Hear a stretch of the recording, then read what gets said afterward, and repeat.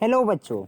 तो आज हमारे यह फोर्थ चैप्टर का लेक्चर नंबर 4 जो कि काफ़ी इम्पोर्टेंट चैप्टर है और काफ़ी इम्पोर्टेंट टॉपिक है आपके।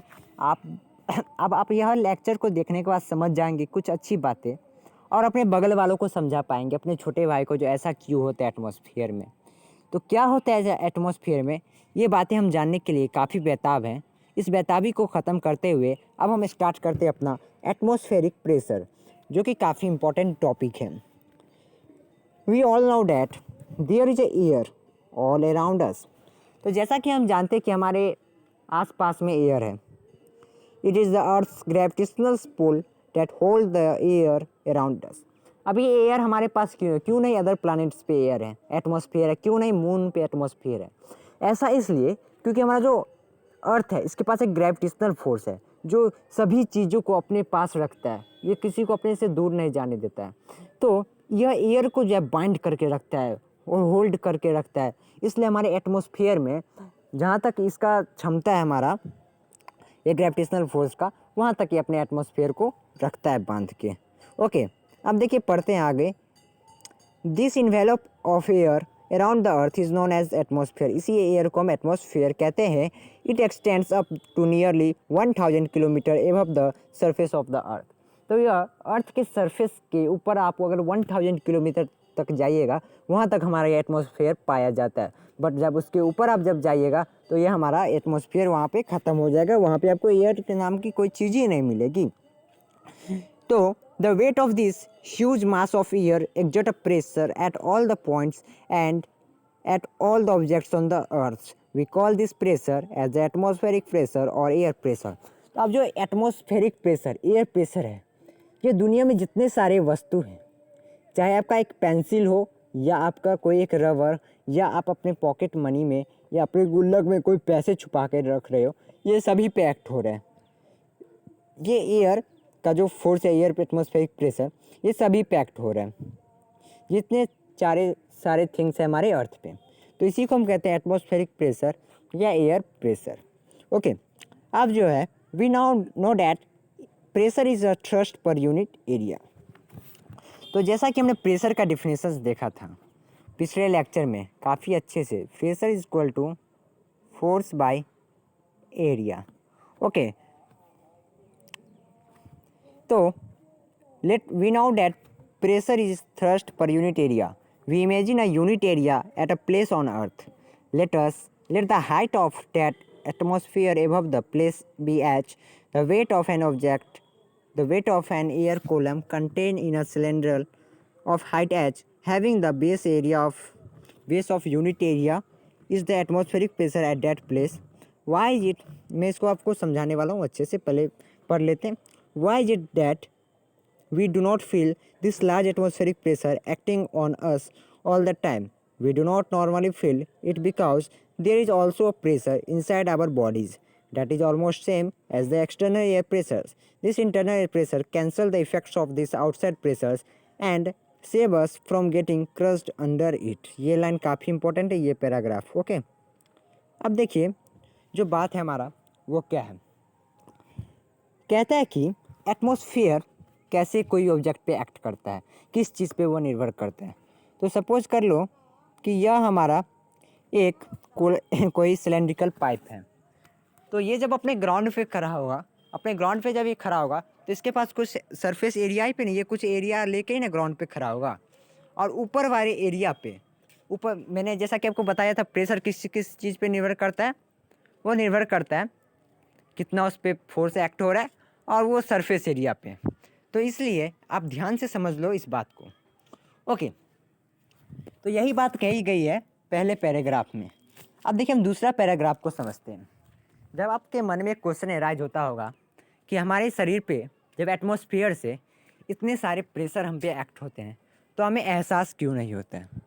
ओके, हमें एहसास इसलिए नहीं होता है क्योंकि हमारे बॉडी के अंदर भी उसके एटमॉस्फेयर जो हमारे शरीर पे जो फोर्स एक्ट कर रहा है उसके इक्वल हमारे बॉडी में भी प्रेशर है। तो वो बॉडी का प्रेशर और एटमॉस्फेयर का प्रेशर दोनों जो है हमारा वो कैंसल आउट कर देता है एक दूसरे को। ओके, दोनों जो है कैंसल आउट कर देता है एक दूसरे को, इसलिए हमें ऐसा कोई प्रेशर एक्ट नहीं होता है। अब मैं एक आपको बात बताने वाला हूँ, जब भी कोई हमारा जेट इंजन जो डिफेंस में यूज़ किया जाता है उसमें एक स्पेशल जो एटमॉस्फेरिक बनाया जाता है। ऐसा इसलिए जैसे जैसे हम ऊपर जाएंगे तो एटमॉस्फेरिक प्रेशर हमारा कम होगा ना, क्योंकि ऊपर जाएंगे तो कम होगा, जैसे जैसे नीचे जाएंगे तो डिक्रीज होगा, इंक्रीज होगा। तो ऊपर जाएंगे तो हमारा डिक्रीज होगा एटमॉस्फेरिक प्रेशर, तो हमारा जो शरीर के अंदर है वो तो नॉर्मली इक्वल है ग्राउंड ले सी लेवल पर ना। जो सी लेवल पर जो आदमी है उसके अंदर भी उतना प्रेशर है जो इतना एटमॉस्फेरिक प्रेशर उस पर अप्लाइड कर रहा है, that's why they are cancel out each other, और इसके कारण हमें कोई इफेक्ट नहीं पड़ता है। पर जब कोई माउंटेनियर हिमालय पर चढ़ता है तो वहाँ पर ऊंचाई काफ़ी ज़्यादा होने लगती है, तो जिसके कारण वहाँ पे जो है एयर प्रेशर वो डिक्रीज होने लगता है। तो हमारा तो यहाँ पे उतना ये तो ग्राउंड हमारे बॉडी में तो ग्राउंड लेवल हिसाब से एयर प्रेशर एक्ट हो रहा था। अब जैसे जैसे ऊपर जाएगा तो ग्राउंड बॉडी में तो सेम ही रहेगा, बट हमारा एटमॉस्फेरिक प्रेशर वो कम रहेगा। डेट्स वाई हमारे नोज में से हमारे ईयर्स में से खून गिरने के चांसेस हैं, खून गिरने के चांसेस हो जाते हैं, क्योंकि दोनों अनबैलेंस हो जाते हैं प्रेशर। ओके, अब दोनों आप एक दूसरे को कैंसल आउट नहीं कर पाएंगे। डेट्स वाई उन सभी को एक अलग एटमॉस्फेरिक प्रेशर एक अलग से बना के दिया जाता है जेट इंजन्स में, जो कि हम आगे भी पढ़ने वाले हैं। अब देखिए हमारा एक्टिविटी 10 क्या कहता है। Pour some hot water in a good quality plastic bottle. Carefully close the lights of the bottles. Shake it for half minutes. Now pour out the water and quickly close the lids of the bottle very tightly. What do we observe? The walls of the bottles are seen to get deformed and may get crushed inwards. कहता है आप एक water का बोतल ले low plastic का, उसमें गर्म पानी डालो, गर्म पानी कुछ देर रखने के बाद उसको बाहर निकाल दो, तुरंत से उसके ढक्कन को टाइटली पैक कर दो। अब आप ऑब्जर्व करोगे कुछ ऐसा किस लिए होता है, चलिए समझते हैं। Why does this happen? The hot water heat up the air in the bottles and cause it to expand. जब हॉट वाटर गया तो इस बोतल को एक्सपेंड कर देगा। Okay, a good part of the air inside the bottle therefore escape out. When this lid is now quickly closed, there is a lesser air inside the bottle. The pressure of outside air therefore becomes considerably more than the pressure in air inside. It is this large difference in pressures acting inward that can deform and crush the bottle. तो देखो ऐसा इसलिए होता है क्योंकि जैसा कि मैंने अभी आपको बताया जेट इंजन्स के बारे में, तो यहाँ पे वही बोतल के साथ आप करके देख सकते हो। बोतल में गर्म पानी लो, फिर गर्म पानी के थोड़ा देर रखने के बाद उसको निकाल दो, फिर तुरंत से उसका ढक्कन लगा दो, तो देखोगे कि बोतल पचक जाएगा। पचक इसलिए जाता है क्योंकि जब गर्म पानी डालेगा तो उसमें से एटमॉस्फेरिक प्रेशर जो अच्छे एयर्स होंगे वो स्केप आउट हो जाएंगे, वो बाहर निकल जाएंगे। और जब तुम ये हॉट वाटर को भी निकाल दोगे और जल्दी से लाइट लगा दोगे तो अंदर तो air compare to other bottles तो कम ही होंगे ना। बट बोतल हमारा कब ठीक था? जब अंदर भी सेम एयर प्रेशर था और बाहर भी एयर प्रेशर था। अब अंदर में एयर प्रेशर कम हो गया हमारा, बाहर एयर प्रेशर ज़्यादा है, तो हो गया डिफरेंट होने के कारण, एयर प्रेशर डिफरेंट होने के कारण हमारा वो बोतल डिफॉर्म हो गया। यही हमारा एयर प्रेशर डिफरेंट होने के कारण हमारे ह्यूमन बींग्स के जो है कान से, कभी एयर से, कभी नाक से ब्लड निकल आते हैं। अब देखिए वेरिएशन इन एयर प्रेशर का मतलब क्या है। जैसे ही एयर प्रेशर हमारा वेरिएट करेगा तो क्या होगा, चलिए समझते हैं। As we move upward through the atmosphere, the height of the air column above us would decrease. जैसे जैसे हम ऊपर जाएंगे एयर प्रेशर डिक्रीज होगा। This would result in decrease in air pressure, जिसके कारण हमारे एयर प्रेशर हाई एल्टीट्यूड पे डिक्रीज हो जाते हैं। In fact, when we move toward higher altitude, breathing can become difficult. तो आप देखते होंगे कि जो हिमालय पे जाते हैं वह सिलेंड्रिकल पाइप जो हमारा ऑक्सीजन का सिलेंडर ले जाते हैं। वाई? क्योंकि जैसे जैसे आप ऊपर जाओगे ऑक्सीजन का मात्रा कम होते जाएगा, वहाँ आपको ऑक्सीजन सफिशिएंट अमाउंट में नहीं मिल पाएगा, जिसके कारण ऑक्सीजन सिलेंडर सभी लेके जाते हैं जो हाई एल्टीट्यूड पे जाते हैं। In fact when we move toward high altitude breathing become difficult. Okay, sometimes bleeding from nose में also occur. Most climbers who attempt the skills high-range mountains like Mount Everest need to carry oxygen cylinders with them. For this very reason, aircraft has pressurized cabin. देखिए air यहाँ पे suppose कर लीजिए aircraft has pressurize cabin, इसको underline कर लो। This air pressure in this increase to a sufficient value that safeguard the passengers and the crew. इसलिए जब हमारा जेट इंजन या एरोप्लेन्स जाते हैं उसमें एक स्पेशल टाइप के प्रेशराइज कैबिन बना दिए जाते हैं जो कि प्रेशर को मेंटेन करते हैं ग्राउंड के लेवल से, तो हमारा ह्यूमन बींग्स सेफ रहता है इन दिस केस, इसलिए प्रेशराइज कैबिन बनाया जाता है। काफ़ी इंपॉर्टेंट वर्ड है, नोट कर लो। Air pressure also varies with temperature and time at a given place. अब टेम्परेचर पे भी निर्भर करता है, अगर टेम्परेचर आपका कम रहा मीन्स हॉट रहा, इंक्रीज रहा, तो आपका एयर प्रेशर डिक्रीज रहेगा। Okay, we have already learn in class 7 that due to uneven heating of earth surface, air pressure can change rapidly at a hotter place. The warm air there is lighter than the cooler air in surrounding regions. Hence, air can rush in forms the neighboring high pressure surroundings area to this lower pressure area. This phenomenon can result in land breeze, sea breeze and winds and storms. तो जैसा कि हमने देखा कि temperature के साथ भी हमारा एयर जो है एयर प्रेशर का कुछ रिलेशन है। ये हमने क्लास 7 में पढ़ा था, शायद एसएसटी में या साइंस में ही, आई थिंक हिस्ट्री में ही हमने पढ़ा था या साइंस में, हम याद नहीं है ठीक से, कि हमारा अर्थ में जो लैंड ब्रिज सी ब्रिज होता है ये क्यों होता है। ये हमारा होता है टेम्परेचर के कारण और एयर प्रेशर के कारण। अब देखिए टेम्परेचर कम रहा तो यहाँ पे एयर प्रेशर डिक्रीज हो जाएगा, एयर हमारा यहाँ से थोड़ा कम हो जाएगा। अब इस एरिया वाले में अगर सपोज कर लीजिए यहाँ पे हमारा दोपहर है, बहुत ज़्यादा गर्मी है, जिससे टेम्परेचर हमारा राइज कर रहा है और एयर प्रेशर हमारा डिक्रीज कर रहा है। ये नोट कर लो, टेम्परेचर ज़्यादा तो एटमॉस्फेरिक प्रेशर कम। ओके, तो यहाँ पे आप प्रेशर कम रहेगा तो हमारा एयर आएगा इसको भरने के लिए, इस प्रेशर को जब हमारा आएगा भरने के लिए, तो अब यहाँ पे होगा क्या, यहाँ पे हमारा होगा अब हवा चलेगी। हवा चलने के कारण यहाँ पे जो पर्सन है हमारा वो बेचारा अब उसको राहत मिलेगा। इसी कारण समुद्र के किनारे जो रहते हैं वहाँ से ऑलवेज एयर हमारा जाते रहता है, ट्रांसफ़र होते रहता है, तो उन्हें अच्छा ठंडा हवा महसूस होता है। ओके, तो ये सब आपने क्लास 7 में ही पढ़ लिया होगा। अब इम्पोर्टेंस ऑफ एटमॉस्फेरिक प्रेशर, अब हमारे एप्लीकेशंस क्या है एटमॉस्फेरिक प्रेशर का, क्या इम्पोर्टेंस है देखिए। अब है we make use of atmospheric pressure in our day-to-day life while performing very many simple tasks. For example, देखिए कहाँ कहाँ पे हम यूज़ करते हैं, कहाँ कहाँ पे ये हमें हेल्प करता है atmospheric pressure. When we drink liquid with a straw, the air pressure inside the straw decreases due to our sucking. The air pressure acting on the surface of liquids then become greater than the pressure inside the straw. This force the liquid to move up inside the straw.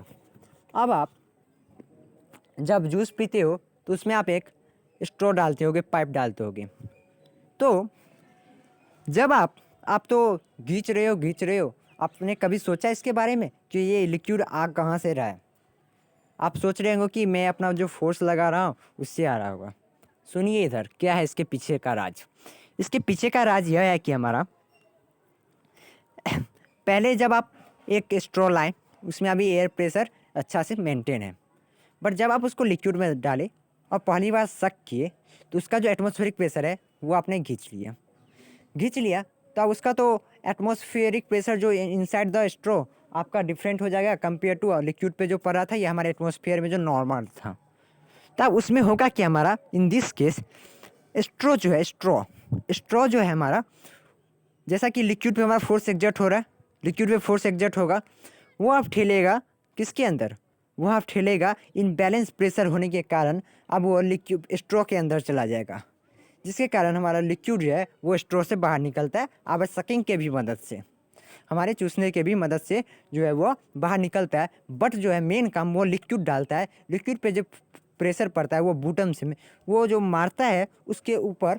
Suppose कर लीजिए कि ये हमारा एक straw है, ये हमारा container है, ये कोई पर्सन इसको सक कर रहा है, तो अब देखिए लिक्विड जो प्रेशर है वो ऐसे मारेगा इस पर, लिक्विड जो इस पर ऐसे प्रेशर मारेगा, ऐसे एयर से आ रहा है, एयर से एटमॉस्फेरिक प्रेशर पड़ रहा है लिक्विड पे।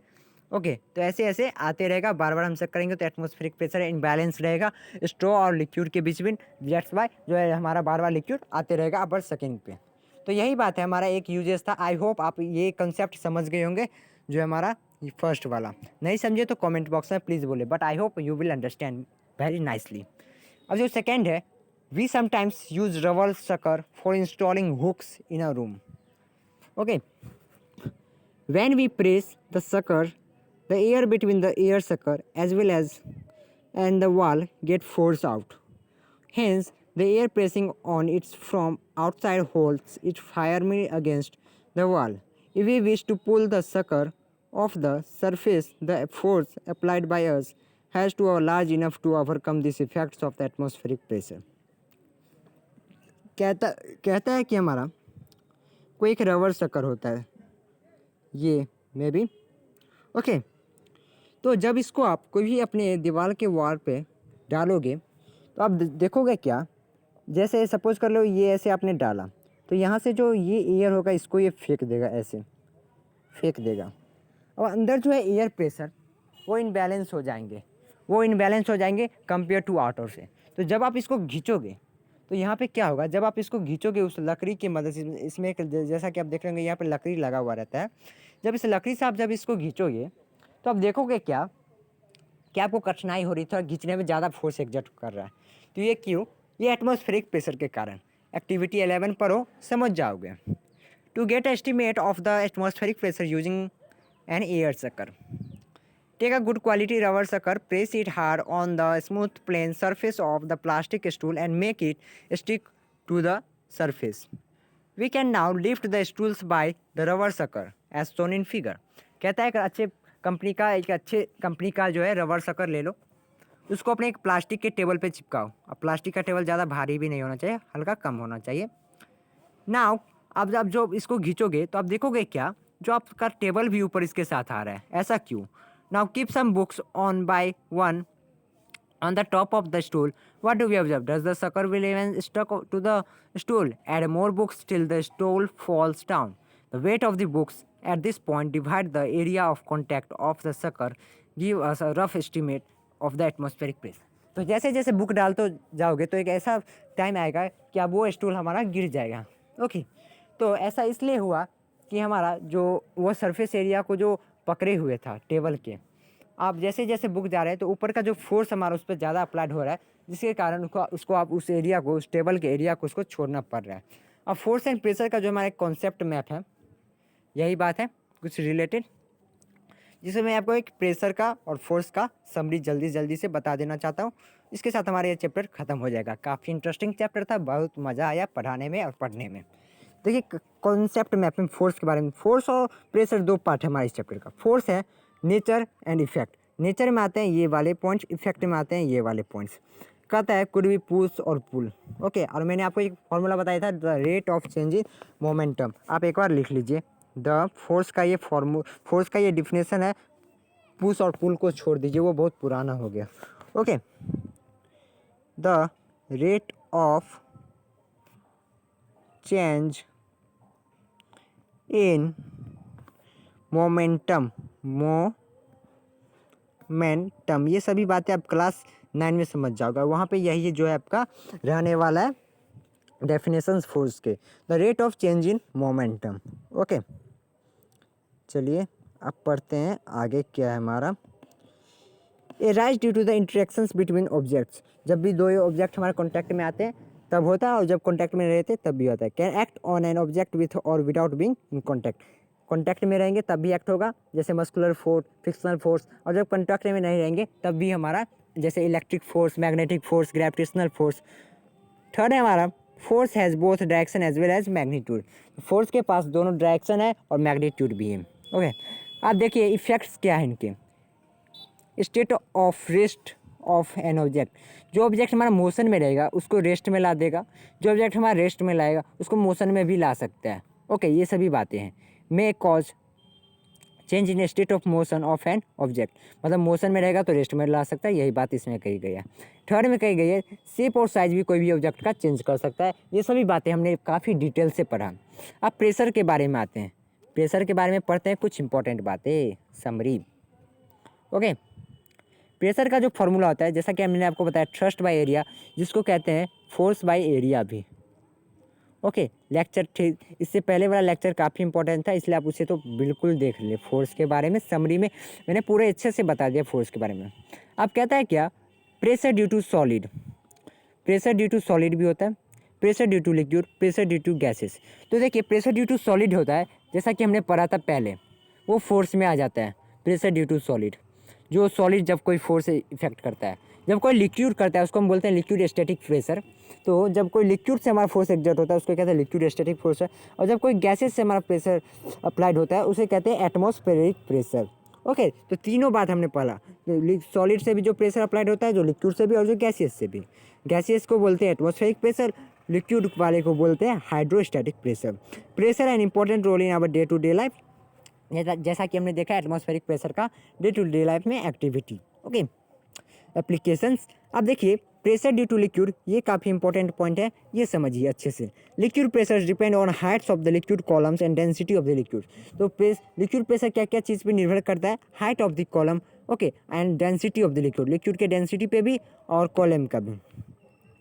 अब थर्ड जो है हमारा, और देखिए डेंसिटी का जो फॉर्मूला होता है, डेंसिटी का जो होता है वो मास बाय पर वॉल्यूम।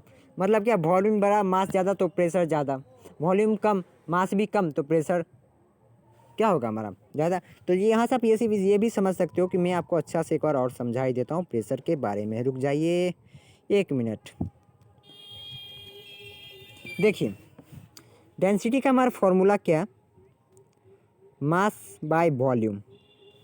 तो ये डी से डायरेक्टली प्रोपोर्शनल है और वॉल्यूम से इनडायरेक्टली प्रोपोर्शनल है।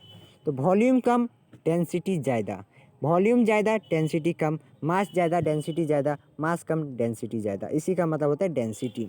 जैसे आप ये सभी बातें क्लास 9 में काफ़ी अच्छे से। अब ये जो 4 प्रॉपर्टी है हमारे, ये ध्यान देने वाली बात है। Increase with depth, air pressure increase होते जाएगा, जो हमारा लिक्विड प्रेशर इंक्रीज होते जाएगा जैसे कि हम डेप्थ में जाते जाएंगे। जैसा कि कंटेनर के सबसे बॉटम वाले एरिया पे जो है हमारा प्रेशर सबसे ज़्यादा होता है। Depend on the density of the liquid, liquid के डेंसिटी पे निर्भर करता है। Act equally on all direction, अब जो है ये अपने वाल्स पे इक्वल फोर्स एक्सर्ट करता है, चाहे ये वाल हो, ये वाल हो, ये वाल हो या ये वाल हो। वाल आप समझ गए, इस साइड वाले को कहते हैं वाल हम, ओके, बाउंड्री वाले साइड्स को। Does not depend on the shape of the container. अब ये कोई नेसेसिटी नहीं है कि आपका कंटेनर का शेप जो है हमारा क्यूबाइडल ही रहना चाहिए। देखिए मैं आपको बताता हूँ, ये तीनों बातें जो है इस पे निर्भर नहीं करते हैं कि आपका जो उसका शेप कैसा है। फॉर एग्जांपल सपोज कर लीजिए आप एक ऐसा ग्लास ले लीजिए या और एक कुछ ऐसा ग्लास ले लीजिए, दोनों में पानी डालिए, दोनों में बॉटम में सबसे ज़्यादा प्रेशर रहेगा, अपने वाल्स पे ये सेम फोर्स एक्सर्ट करेंगे। ओके, ये आपका लिक्विड जो है कंटेनर पे डिपेंड नहीं करेगा। ओके, तो यही सब कुछ बातों के साथ हमारा ये चैप्टर ख़त्म होता है। Thank you thank you very much. अब अगले वीडियो में हम पढ़ने वाले हैं, क्या पढ़ने वाले नहीं हैं, इसमें हम सॉल्व करने वाले हैं questions and answer. Thank you very much.